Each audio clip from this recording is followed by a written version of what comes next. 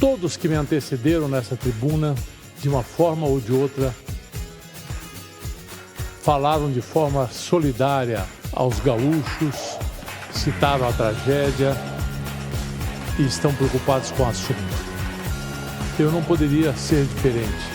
Também quero expressar minha solidariedade ao povo gaúcho e dizer que tenho feito o melhor das minhas forças para ajudar esse bravo povo. Todos nós, dentro das nossas possibilidades, temos feito isso.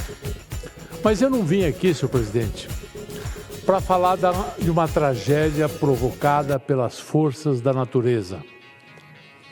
Não vim falar das chuvas, vim falar da falta de caráter, vim falar de uma tragédia provocada por oportunistas, por pessoas que fazem pouco caso do povo brasileiro, que usam sua autoridade para fazer um verdadeiro deboche com os brasileiros. Nós temos mais de uma tragédia no Brasil. Temos uma que já dura muito mais tempo. Ela se chama Supremo Tribunal Federal e as suas decisões monocráticas. Não quero dizer que esse tribunal não seja importante. Quero dizer que eu sou um democrata, que eu batalho pelos três poderes, que reconheço muitas coisas boas feitas pelo Supremo Tribunal Federal. Mas as decisões monocráticas são um caos, são um desrespeito à população brasileira, são um desrespeito ao próprio Supremo Tribunal Federal, ao próprio colegiado. Quanto maior o número de decisões monocráticas, menor fica o Supremo Tribunal Federal. Menos existente fica o seu colegiado. E, senhor presidente, eu trago aqui alguns dados técnicos para embasar um pouco o que eu estou falando. De 1988 até 2018, portanto, num período de 10 anos, 72,4% das decisões foram tomadas monocraticamente, ou seja, apenas um ministro decidiu. Sendo que desse percentual, 60,65% foram ações de controle de constitucionalidade, ou seja, suspendendo a vigência de atos normativos legitimamente aprovados pelo Legislativo, por esse Congresso, por esse Senado, pela Câmara dos Deputados.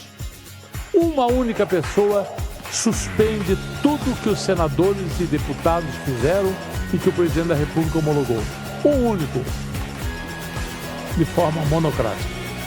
Entre 2007 e 2016, a duração média de uma decisão monocrática liminar era de 1.278 dias, ou seja, a decisão perdurava aproximadamente por 3 anos e meio, até apreciação pelo plenário. Em muitas dessas decisões, a lei em análise era finalmente declarada constitucional pelo colegiado, mas os efeitos pretéritos tomados com base na liminar ficavam convalidados. Era uma licença para se desobedecer à lei, licença que se dava aos amigos para desobedecer à lei. Dentre muitos exemplos, podemos mostrar uma decisão do ministro Luiz Fux, de setembro de 2014. Em sede de liminar, atendeu uma ação da Associação Brasileira dos Magistrados, AMB, e concedeu auxílio moradia a todos os juízes federais e estaduais, mesmo para aqueles que tinham imóvel próprio.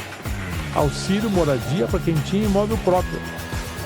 Somente em novembro de 2018, portanto, 4 anos valeu essa decisão.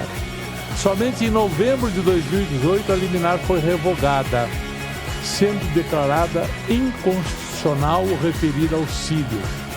Mas a verba ressarcida não foi devolvida para os cofres públicos. E segundo o próprio ministro Gilmar Mendes, do STF, o custo desse auxílio girou em torno de R$1 bilhão por ano. Ou seja, claramente uma decisão monocrática que valeu por 4 anos,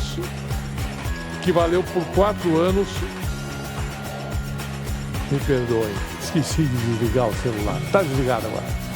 Uma decisão monocrática que valeu por 4 anos, beneficiando magistrados com auxílio moradia, mesmo alguns que já tinham casa própria, e que esse dinheiro nunca foi devolvido ao erário. 4 bilhões nós estamos falando aqui. Mas o mais recente, que mais me dá angústia, é que o Brasil não aprende com o passado. O Brasil não olha para a história. O Supremo não olha para a história. Nós, congressistas, não olhamos para a história. Então, são tantos os exemplos de quanto são danosas essas decisões monocráticas. E recentemente tivemos mais uma. É o caso da lei das estatais. Essa lei das estatais, isso virou uma verdadeira comédia. O que aconteceu com a lei das estatais? A lei das estatais foi aprovada por esse Congresso para evitar a roubalheira, os escândalos que foram provocados, que deram origem à Operação Lava Jato, porque todos os partidos ambicionam uma estatal, querem ser dono do Correio, por exemplo. Quem não se lembra daquela cena do diretor do Correio recebendo um pacote de dinheiro, não é, senador Ciro? São inúmeros os casos de corrupção que foram denunciados, as pessoas presas, o dinheiro devolvido. E tudo porque nós percebemos que eram as nomeações políticas, nomeação de quadros políticos para diretorias e conselhos de estatais, ou mesmo presidência das estatais. Isso promovia esses escândalos todos, essa roubalheira toda. O que a lei das estatais fez? Ela proibiu a nomeação de pessoas com ligações políticas, com passado político recente, que tenha participado de campanha. Proibiu a nomeação dessas pessoas para empresas estatais. Proibiu. O que aconteceu agora quando o governo Lula tomou posse? Um partido da base de apoio ao governo entrou no Supremo Tribunal Federal com um pedido de que a lei das estatais fosse declarada inconstitucional. E, de novo, uma decisão monocrática do ministro Lewandowski, que se aposentou 30 dias depois de dar essa decisão. E agora premiado foi com o cargo de ministro da Justiça por o mesmo governo Lula, que ele beneficiou com essa decisão monocrática. O que é que dizia a decisão monocrática do ministro Lewandowski? A lei das estatais é inconstitucional. Governo, fique à vontade. Nomeie para o BNDES quem você quiser. Nomeie para a Petrobras quem você quiser. Nomeie para os Correios quem você quiser. Nomeie para todas as estatais, para todos os conselhos de administração, quem você quiser. A lei das estatais, que era uma lei moralizadora, foi declarada inconstitucional. Pois bem, o Supremo sempre diz que uma decisão monocrática em 90 dias é examinada pelo colegiado. Está aqui mais uma prova de que isso não é verdade. Essa decisão do ministro Lewandowski perdurou por 120 dias, 420 dias. 14 meses ela ficou em vigor. Nesse meio tempo, o presidente Lula pôde nomear quem ele bem entendesse para as estatais. E, de novo, brincam com o país. De novo, brincam com esse Congresso. Porque simplesmente agora o colegiado, depois de 14 meses, resolveu dizer que a liminar dada pelo então ministro Lewandowski estava errada. Que a lei das estatais é, sim, constitucional. Ora, minha gente, se a lei das estatais era constitucional, tudo que foi feito nesse período em que ela foi suspensa deveria ser voltado atrás. Mas não, o próprio Supremo, por 8 votos a 3, se encarregou de dizer que ela era constitucional e de dizer que tudo que o governo fez nesse período que essa decisão monocrática estava valendo, tudo que foi feito continua válido, porque o governo fez de boa fé. Meu Deus do céu, não me chamem de idiota, não chame os brasileiros de idiotas. Quem pediu a liminar? Um partido da base de apoio do governo.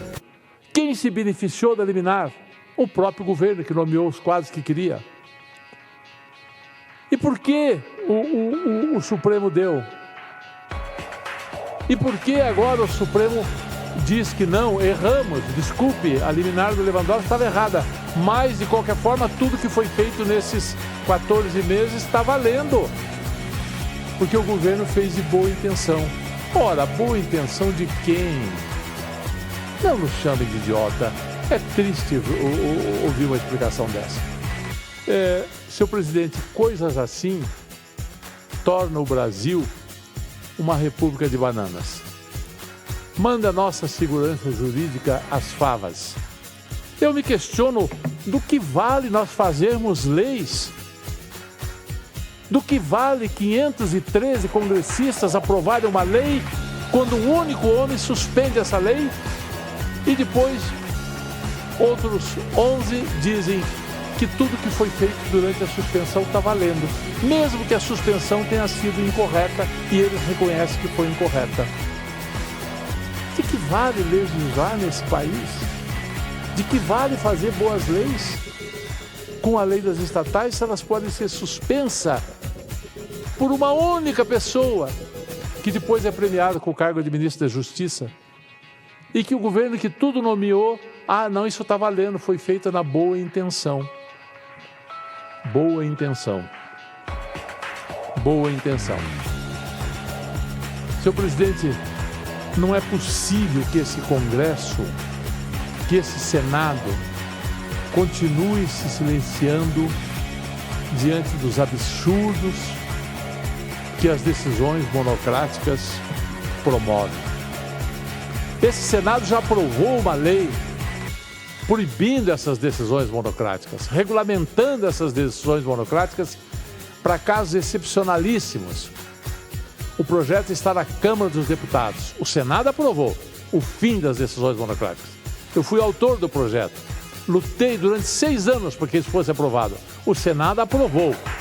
Foi para a Câmara. Vocês acham que a Câmara dos Deputados vai votar isso?